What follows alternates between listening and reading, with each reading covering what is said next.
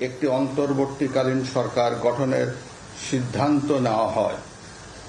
সকল দল ও অংশীজনদের সাথে আলোচনা করে গঠিত অন্তর্বর্তীকালীন সরকার যত দ্রুত সম্ভব নির্বাচনের ব্যবস্থা করবে। বৈষম্য বিরোধী ছাত্র আন্দোলন ও বিভিন্ন মিথ্যা মামলায় আটক সহ সকল বন্দীদের মুক্তি দেওয়া হবে।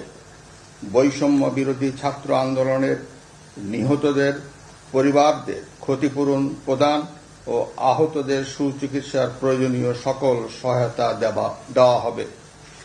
সর্বসম্মতিক্রমে বিএনপির চেয়ারপারসন বেগম খালেদা জিয়াকে মুক্তি দেওয়ার সিদ্ধান্ত নেওয়া হয়। প্রিয় দেশবাসী, আমি দেশের আইন শৃঙ্খলা পরিস্থিতি স্বাভাবিক করতে এবং লুপ্ত